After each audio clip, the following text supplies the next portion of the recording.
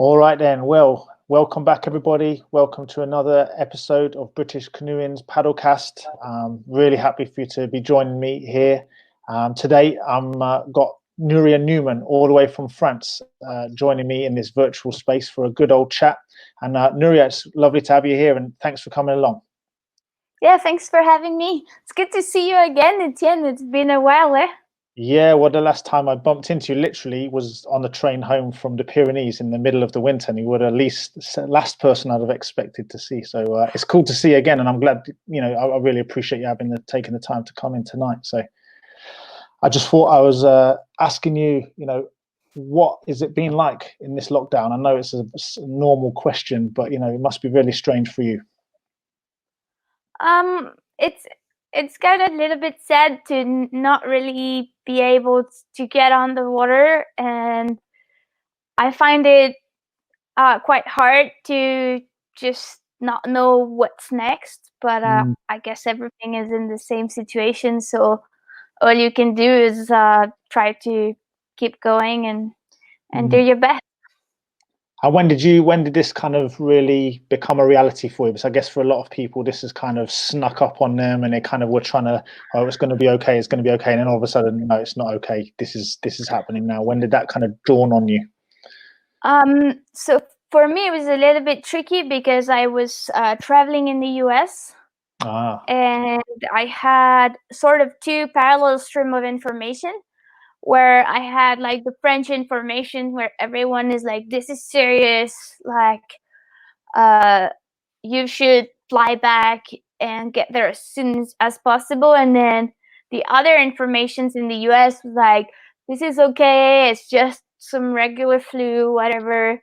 And so I had like two contradictory things. And at some point I was traveling with Liam Fournier, who's a young filmmaker, because we're working on a project together, and we started checking Canadian news, and then Canada was getting really serious, where they were calling all their citizens abroad to make it back to Canada as soon as possible. And so we just realized how bad it was, and we just drove at 4 a.m. Out of the States the very next day, and I got home maybe 12 hours before lockdown started. Wow. So you were kind of stuck in a sort of triple jam between different countries dealing with the coronavirus in a different way. Just different informations. You have no clue what's going on. And then when you actually start trying to make a decision based on not much, you realize that you're catching up pretty much the last plane to France, and then the very last train to the Alps. And if I would have wanted to even try to make it to my mom's place in the Pyrenees rather than my dad's in the Alps, I would have probably not even be able to travel all the way there, because it's further from Paris, and the train were like very complicated. So it was definitely kind of weird to just go on a paddling trip, and then next thing you know, it's all this mess happening, and you have no clue. And we still have no clue, like supposedly we're out of lockdown this Monday, but no one knows how it's gonna be like, or it depends of the areas you live in, or I don't know to which extent it will be allowed to kayak. At least we won't have to carry paper tracking or whatever with us at all time, but we also not allowed to go further than 100 kilometers from our house. Okay. It's just unclear. But no one knows, eh? And so same what have you been everywhere. doing? And what have you been doing whilst this has been happening? Have you had a regular schedule, or has it just been like every day different, strange? Do you have a structure in your life? I usually don't have a structure in my life when it's normal time. So in this weird time, I still don't have a structure, not much of it, but basically just trying not to go crazy. That's been a full-time full-time job. And what about training? Have you getting any training done? Because we recently had a conversation with Brent Norton and Sal Montgomery, and they were actually they were doing quite a bit of training, it seemed like, just to keep themselves going. Like a couple core sessions and a little bit of running here and then, which is illegal in France if you go further than 1 kilometer from your house. Oh wow! But I've definitely not fully respected that, because there is no one around my house. Like, it's just the mountains.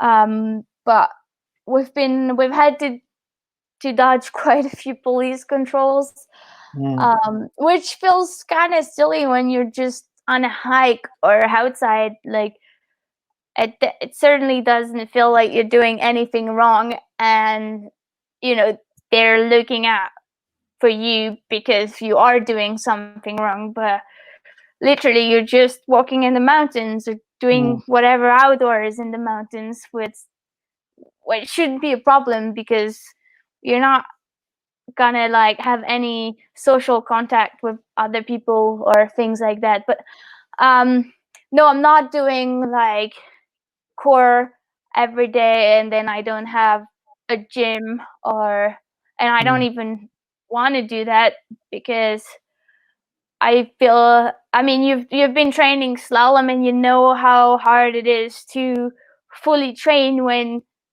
you don't have a goal. Like, it doesn't make sense to fully train, and let's say you're gonna do intervals and you're like 9 months from your main goal. You got to have so something really strong in your head to aim for. Right now, there is no main goal, so I guess rather than training, I would call it maintaining, just fundamental basics. But that's also from a very slalomy perspective. Yeah. Which I feel like if you grew up in a different kayaking background, you probably not, you probably don't have the same knowledge of your peak form or whatever. And so, and then with your own experience, you usually start doing things differently, because you know that if you start going too hard too soon, you will collapse before the very end of the season. And you remember that you have to be good at world championships and not necessarily win the 4 first World Cups, unless you're Jess, and then you can just win everything because you're just faster than anyone else, really. And so your slalom background, I mean, I guess, I know you as a slalom paddler, and has that really kind of given you a very strong idea? It sounds like you have brought that kind of culture, that thinking into your white water paddling now.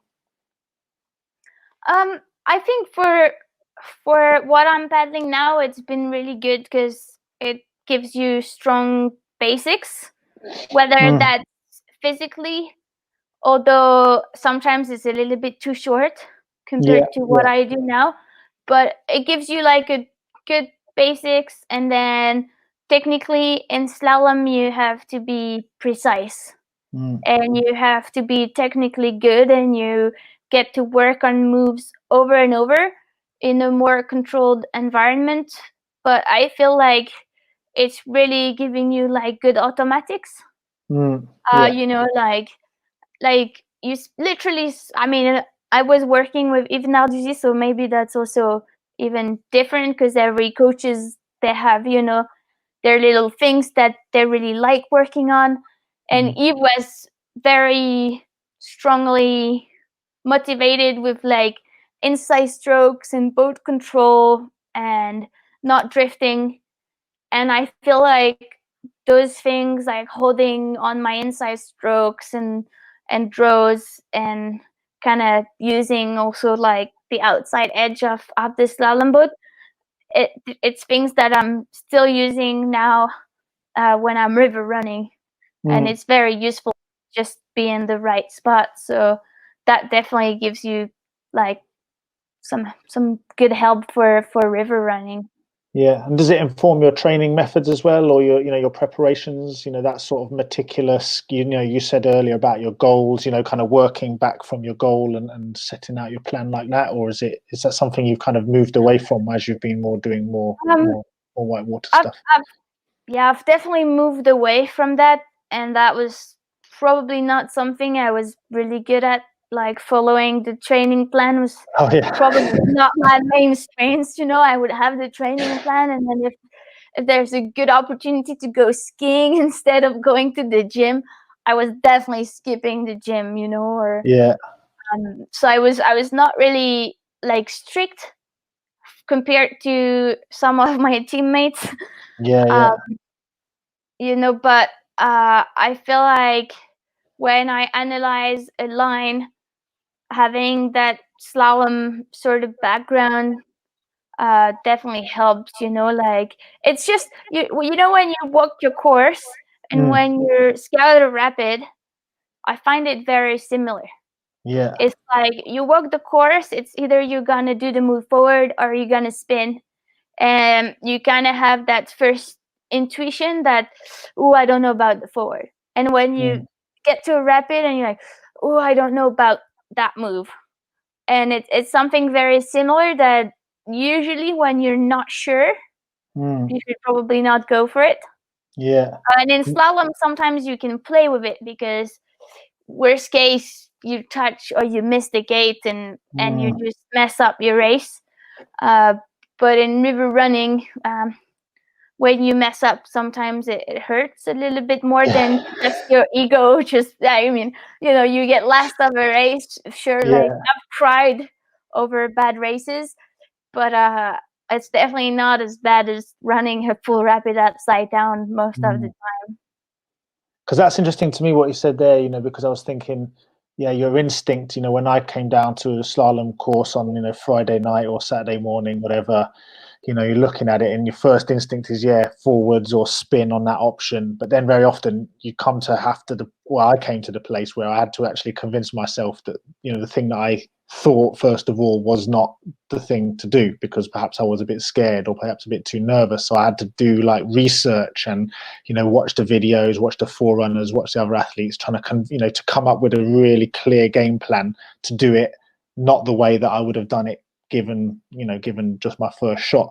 But I guess in a lot of the time with river running, you don't get big in-depth analysis. You can't spend hours and hours looking at the rapid either, because you've got to kind of move on, and also you just don't get loads of people to kind of collect that data from. You've got to kind of choose stuff with a much smaller amount of kind of information. Does that thrill you, or does that scare you, or do you just stick, like you say, with your instincts?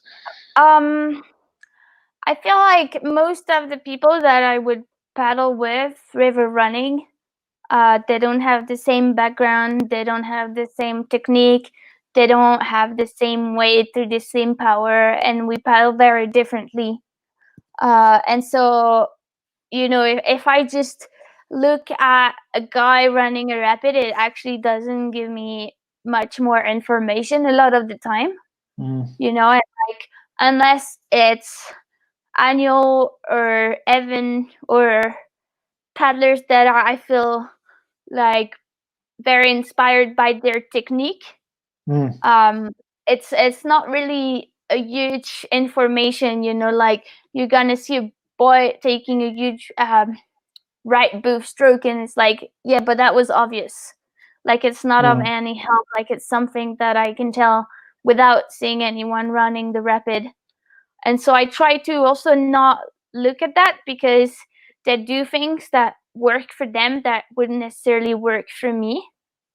Like mm, if I'm 60 kilo in a big boat and I try to force through a wave, the chances that it's just gonna like stop my speed rather than going through, compared mm. to a 85 kilo person, Yeah, it's gonna be way different. So I just try to look at the rapid and kind of do my own thing.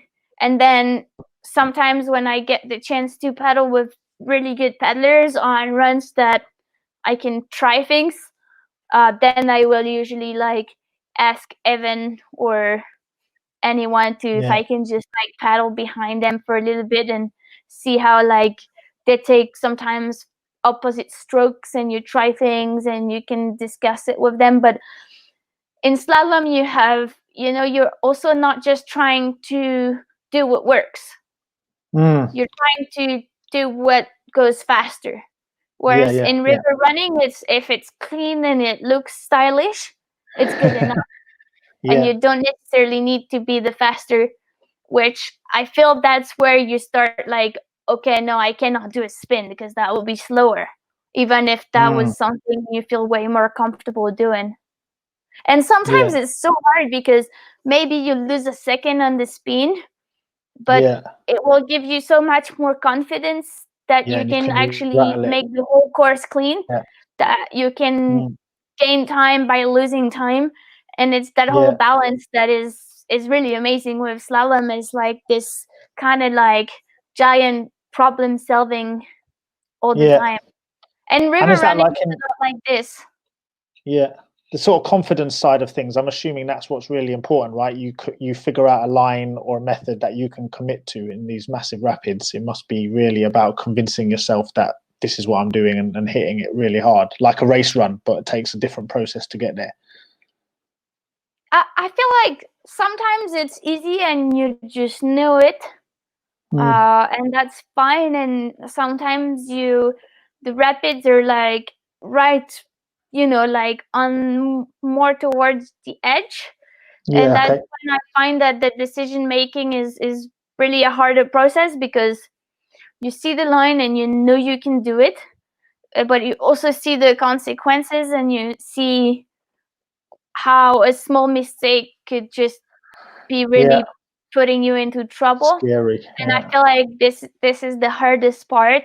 And what I usually do when I want to run a rapid and I'm not sure, I fully break it down into the moves that I have to do. And if you look at it, a lot of the time I'm like, okay, this is a S turn.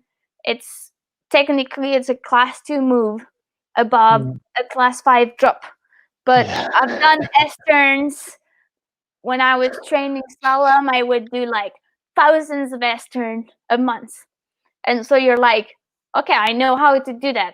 And then remove that out of the equation and you only have the drop or the lineup. And if I'm like fully confident and I feel good about the rapid once it's broken down, it's good to know to go. But if you have a single doubt on even one of the smallest move, I would just portage. And that's that, good to me, for it's you. really interesting what you're saying there, because it to me is about one of the key things for my racing, and I think even when I've done, and I've never done anything quite as intense as you, but when I've done whitewater stuff, you have to really try and stay in the moment and not let your mind get ahead to the next section, to the next. In slalom, it's the next move, the next gate. You have to deal with what's right in front of you there and commit, put everything into that line right there.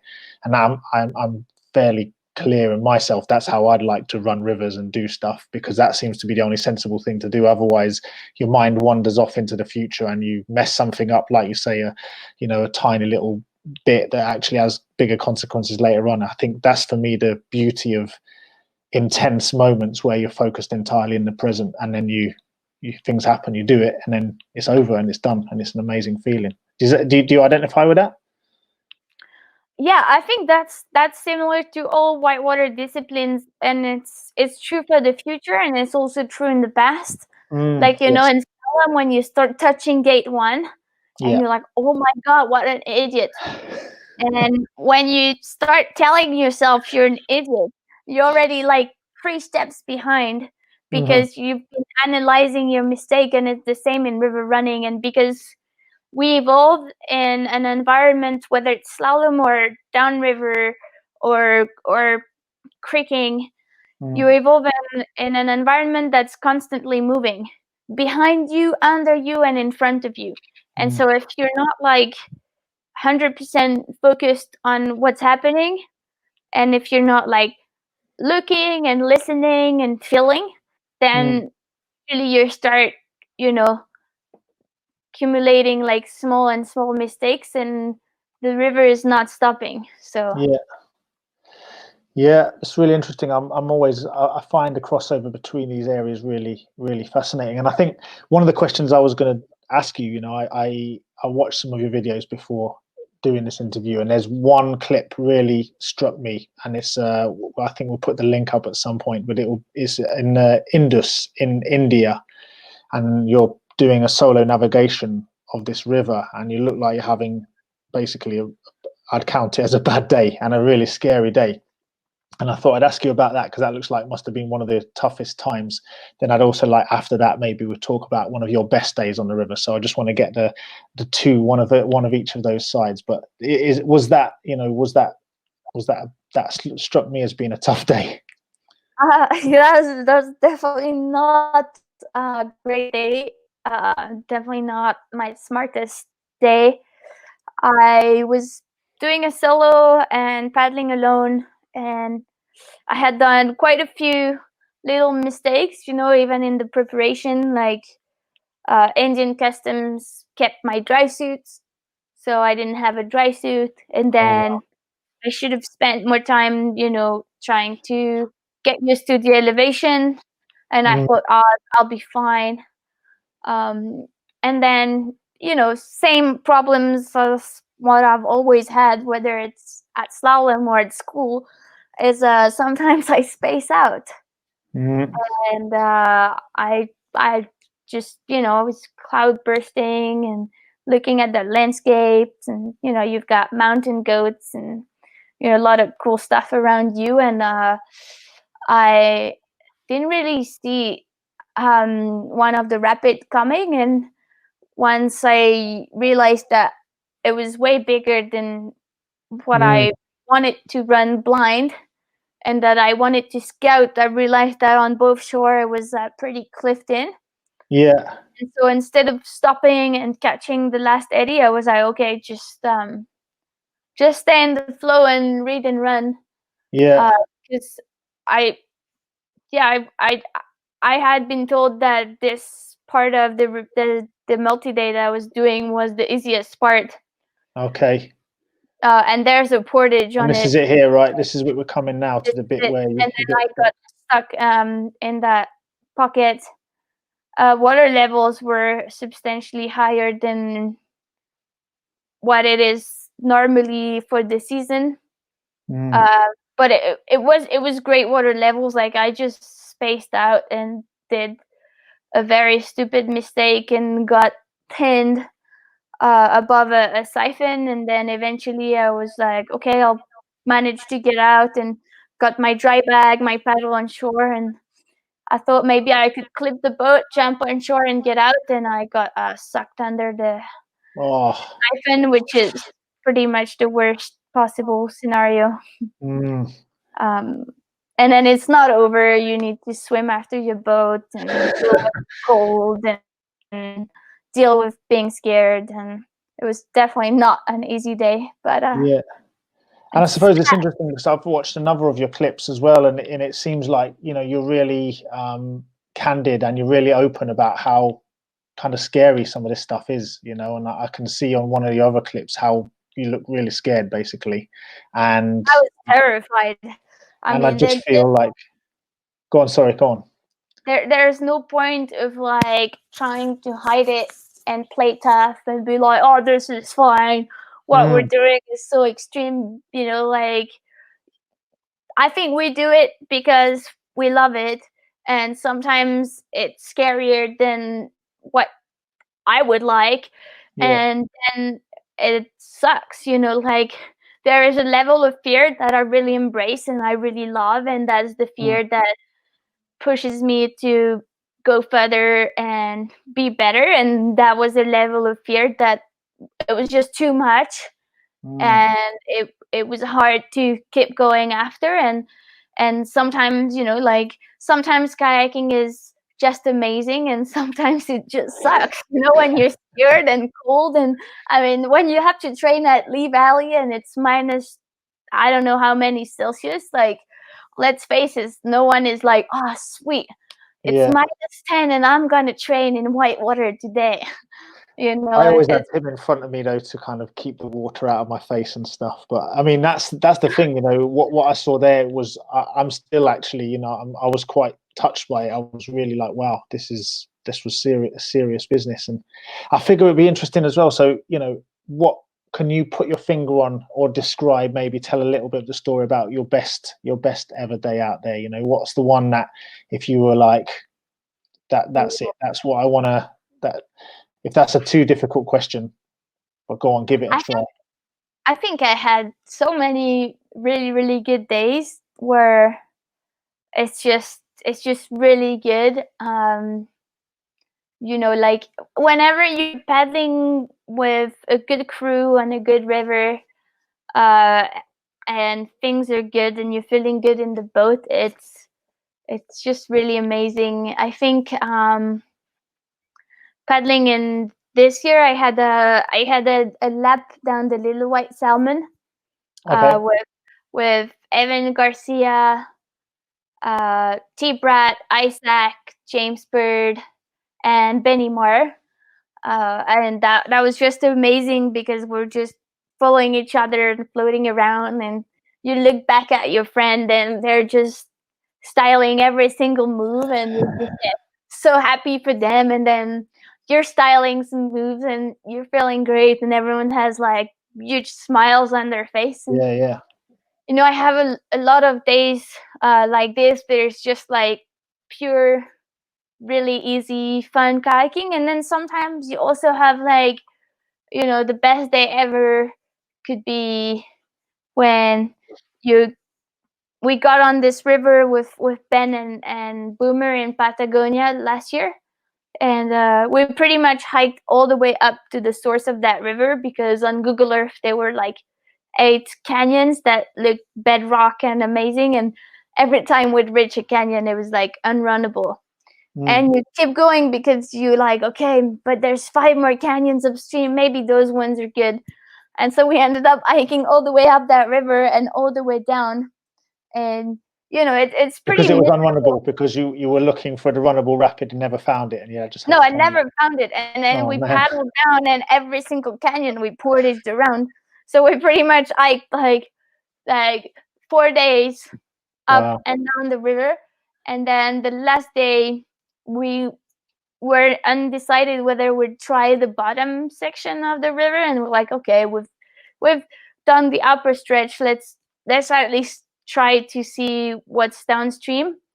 And we found this amazing waterfall that was the first descent, and we all ran it. And then at the end, when we got out from the river, this local lady invited us for coffee and Oh, cool. little cakes at her house, and you're like, oh, this is the best day ever. But it's also because you've spent the previous 4 days just like walking and being miserable, and then maybe you a little bit more appreciative for what you get this time. And I got to be honest with you, I hate carrying plastic boats. It's just, they're so heavy, and Me too. must be, you're not the biggest person. With the greatest of respect, you're relatively small birds. It must be brutal having 4. I can't imagine carrying a kayak for 4 days, let alone, I can't imagine carrying for 4 hours, let alone 4 days. And it must be just, that must be tough. But like you say, maybe the contrast, when you've suffered, then you have that moment of joy afterwards. Well, I think now if you want to do, you can do the same things and run big drops and big slides all the time. And it's great, mad respect for the people who do that. But I feel like for me, the next step in my kayaking and the way to push myself is not necessarily to go do what everyone else is doing. Like, sure, it's cool to go to Chile and you do the classics and you run hard rapids, but you also put on at a bridge and you take out at a bridge, and you just do the same thing as what everyone else has done, where when you carry your boat for 3 days and you get to a river and you have no clue what it's gonna be like, and then you need to put together this problem solving, looking at maps and carrying your boats, and you have hard portages, and you always get to spots where it's tricky. I think for me that is what I want to do next. And I sure enjoy easy days on the river, but I also want to do the more remote rivers, and helicopters are way too expensive for me. So so you like we can just see it now crashing through the forests and stuff. yeah, I've accepted the fact that if I want to do this, I need to suffer a little bit, because I don't have the budget to make it happen otherwise. But if someone wants to support me with helicopter flights, I mean, I'd happily skip the 3 days of hiking with like a 40-kilo kayak on my back. And so what's next then? So when we kind of come out of this, just have you started to get something about what you're doing next, or is it just you just have to ride this out a bit longer before you start thinking? Well, I had 2 big projects for this year, and they're kind of crushed right now. I don't think the feasibility of it is very uncertain. One was for June, July, and I doubt that I would be able to travel internationally before the very end of the year. And then I was trying to go on an expedition, maybe in India, end of August, September, and that's also very much compromised. So, and I also don't know if I want to, you know how when you don't train slalom for 2 weeks and you take your paddle back in your hands and it just feels really weird. And so this year I was injured for 2 months with a wrist problem, and then I got back in the boat, and now I haven't kayaked for another 8 weeks. Okay, so you might be a bit rusty. I'm gonna restart, but most likely I won't be able to run like any big water or any waterfall, because we don't have any of that in France. And so I don't know if I will be ready to drop into either of this project like this. Like I will try, but I'm giving myself the possibility that if I'm not ready, I will just push it and postpone it to next year. Yeah. It would be like if you're off the couch and you have Tokyo 2020 in 2020 instead of 2021. It would be pretty silly, because you'd have people that are not necessarily ready and really want to crash. And it's good that you can feel like, I think I'm sure you must have to have really deep confidence in yourself to be able to do what you're doing, because, well, it looks like you need it, to be honest. So I just wanted to say, look, it's really lovely to have you here. Thank you so much. I don't know, is there anything else you want to tell the viewers before you leave? Because it's, you're getting to speak to British canoeing people here. They want to hear what you got. Ooh, British canoeing people. Well, and the whole world, we're going around everywhere. And you guys are worldwide. No, I hope everyone, gets out of this and motivated to go kayaking, and I think it won't be a problem. And maybe this sucks right now, but eventually we'll have even more fun on the river later. We'll appreciate it. This is way worse than a week-long hiking with a kayak on your back. Yeah. No, fair enough. Well, thank you so much. Look, brilliant to have you. Everybody, just remember, we do the Paddlecast live every Thursday evening now at 7 p.m, going out across social media platforms. Please come along. You can ask questions live. We're going to just be chatting, all sorts of things going on. But just for now, Nouria, thank you so much for coming. Stay safe, and wish you well on the other side of this COVID-19 time. And look forward to seeing what you get up to next. Right back at you, Etienne. See you somewhere in a random train station. See ya.